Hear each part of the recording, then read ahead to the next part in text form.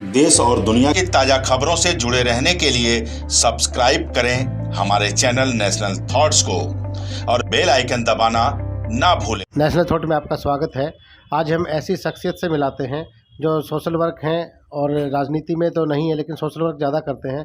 लोकेश मुंजाल जी, इस वक्त हम उनसे चर्चा करेंगे कि निगम चुनाव के दौरान जो लोग वायदे करते हैं और जो निगम चुनाव के जो अभी प्रचार जो चल रहा था लोगों का, उन्होंने बहुत बड़े बड़े वायदे किए हैं। क्या पिछले 15-20 सालों में जो निगम जो जनप्रतिनिधि चुन के आते हैं, उन्होंने जो वायदे किए क्या वो फुलफिल हो रहे हैं?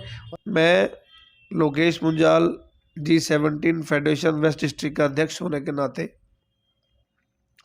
आपको अपने विचार साझा कर रहा हूँ।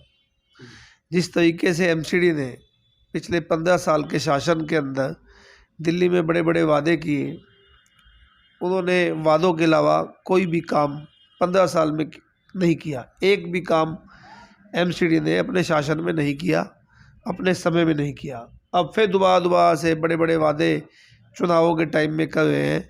मैं पूछना चाहता हूँ एमसीडी के अधिकारियों से, बीजेपी के नेताओं से कि क्या एक भी काम उन्होंने किया?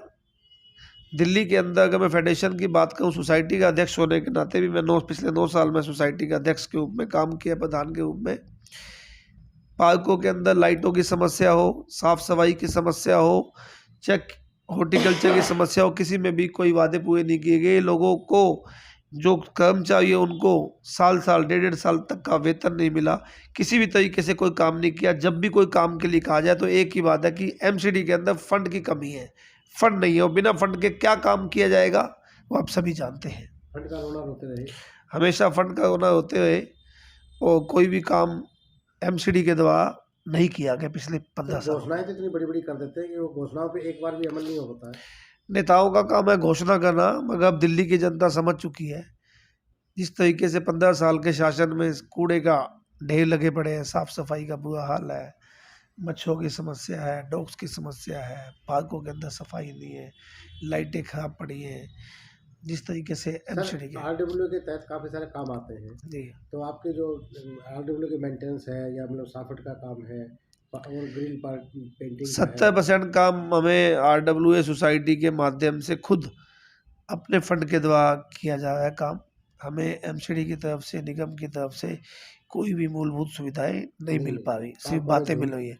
पार्कों के झूले टूटे पड़े हैं, पार्कों की ओपन जिम खराब पड़े हैं, हॉर्टिकल्चर के अंदर 40 वार्डों में 2 माली नहीं है, जिसमें से एक माली रिटायर हो चुका है पिछले 7 साल से, उसकी जगह नहीं है। पार्कों के अंदर लाइटों की व्यवस्था ठीक नहीं है, 4.5 साल से लाइट रिपेयरिंग के पैसे एमसीडी के फंड की कमी है, फंड नहीं है उनके पास। सर ये आ गई आपकी पार्क और इसकी बात, इसके अलावा जो निगम के स्कूल हैं, बुरा हाल है निगम के स्कूलों में। डिस्पेंसरियां हैं, उनकी क्या स्थिति है आपने देखा होगा? निगम के स्कूल और निगम की डिस्पेंसरी को ये हाल है कि वहाँ पे बैठना भी मुश्किल है, वहाँ कोई भी दवाइयों की भी मूलभूत सुविधा भी नहीं है, छोटी छोटी दवाइयों की मूलभूत सुविधा उपलब्ध नहीं है। सर निगम स्कूल की अगर जैसे बात की जाए, निगम स्कूल का बुरा हाल है, खाने की व्यवस्था ठीक नहीं है। उनको जो 20 सालों में काफ़ी सारे स्कूल बंद भी कर दिए इन्होंने, 70% 60% स्कूल बंद कर दिए गए। उनके अंदर टीचर्स नहीं है, प्रिंसिपल नहीं है, बैठने का क्लासरूम नहीं है। आप देखोगे तो पंखे तक भी नहीं लगे हुए वहाँ पे, तो बुरा हाल है। एमसीडी हर साल हाउस टैक्स हमसे लेती है, उसके बावजूद भ्रष्टाचार के अलावा कोई काम नहीं है उनके पास। सर आपके एरिया में आप और क्या देख पा रहे हैं कि एमसीडी ने कुछ ऐसा एक अच्छा काम किया, एक पॉजिटिव बात बताइए कि कोई पॉजिटिव। देखिए, हम फेडरेशन G17 फेडरेशन के अध्यक्ष होने के नाते, अपने सोसाइटी के पिछले प्रधान होने के नाते, हमें किसी भी पॉलिटिकल पार्टी से कोई मतलब नहीं है। हम एक न्यूट्रल आदमी है, मगर सच कहना हमारी जिम्मेवारी है, समाज को सच बताना हमारी जिम्मेवारी है। तो मुझे नहीं लगता क्योंकि कोई ऐसा काम पिछले 10 सालों में मैंने देखा हो जो मैं आपके चैनल के माध्यम से आपको बता सकूं। कोई 5 ऐसे काम बताइए जो आपने सोचे निगम से करवाने का या निगम के माध्यम से होने चाहिए थे, वो काम नहीं हुए। हमने कई स्ट्रीट लाइट के लिए उनको लिख के दिया कि यहाँ पे डार्क पॉइंट है, इसको स्ट्रीट लाइट हमें लगवा के दो।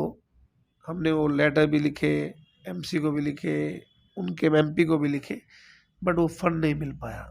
पार्कों की जो बदहाल व्यवस्था है उसको ठीक करने का भी हमने उनको कहा, उसकी भी हल ठीक नहीं हो पाया।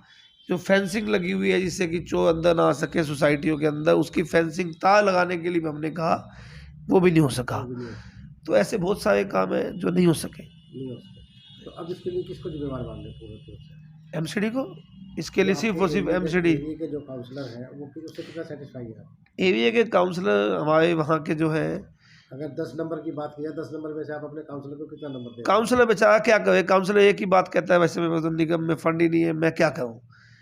एमसीडी के पास कोई डॉग की इतनी समस्या है, डॉग बच्चों को डॉग काट रहे हैं, जब हम फ़ोन करते हैं उनके हेल्पलाइन पर आवारा पशुओं के लिए, तो एक ही बात कहते हैं उनके डिपार्टमेंट के अधिकारी कि भाई साहब 55 वार्डों में से 45 वार्डों में से एक गाड़ी है जी, 7 दिन बाद आपके यहाँ गाड़ी आएगी।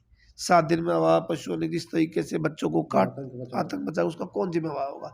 इसके जिम्मेवार सिर्फ और सिर्फ एमसीडी है। एक दूसरी जगह ये देखने में आता है कि जो तारें बिछती हैं या इसका रोड कटिंग का जो काम होता है, रोड कटिंग का काम भी पूरा जो डैश कारपेटिंग होती है वो नहीं हो पा रही है काफ़ी सारे। डेंस कारपेटिंग का काम एमसीडी पहले करवाती थी, मगर एमसीडी का फंड ही नहीं है, तो वो डेंस कारपेट क्या, उसके गड्ढे भरे हुए वो ठीक नहीं करवा पाती, तो डेंस कारपेट का काम क्या करवाएगी? सबसे बड़ी दिक्कत ये है फंड। जिस तरीके से आम आदमी पार्टी अपनी बड़ी बड़ी बातें कर रही है, हमें नहीं पता वो क्या करेगी आने वाले समय में, वो निगम में आने के बावजूद क्या करेगी हमें नहीं पता। बट एक बार मैं, भाग दिखाए जा रहे हैं। हाँ, सिर्फ सजग पाक दिखाए जा रहे हैं, बड़ी बड़ी बातें उनके द्वारा की जा रही है पॉलिटिकल पार्टियों की तरफ से, हमें नहीं पता उसमें क्या सच्चाई है। आपका ऑब्जर्वेशन क्या कहते हैं इस बार किसके हाथ लगेगी MCD? जिस तरीके से एक 15 साल के शासन के अंदर लोग बहुत परेशान हैं, तो मुझे लगता है निश्चित रूप में इस बार लोग भाजपा से तंग आके आम आदमी पार्टी को अपना समर्थन करेंगे। क्या फ्री के लालच में जाएंगे या मतलब उनकी जो देखना चाहते हो कि क्या एमसीडी में कुछ बदलाव ला पाएगा केजरीवाल, लोग देखना चाहते हैं, एक चांस देना चाहते हैं। 15 साल इनको भी दे दिया, 5 साल इनको भी दे दिया, 60 साल पहले कांग्रेस को भी दे दिया, ये तो चलता रहेगा। मतलब बदलाव का दौर अब की बार बदलाव का दौर निश्चित रूप से मेरा मानना है कि निगम के अंदर 250 से 200 सीटें आम आदमी पार्टी की निगम में आएगी, निश्चित है। हाँ जी। तो लोकेश जी आपने तो बहुत अच्छी घोषणा भी कर दी है, साथ साथ हो सकता है कि आपकी बातें सुन के आम आदमी पार्टी के तो हौसले बुलंद हैं। ये थे हमारे साथ लोकेश मुंजाल जी, जिन्होंने बेबाकी से अपनी बात रखने के लिए चर्चा में रहते हैं।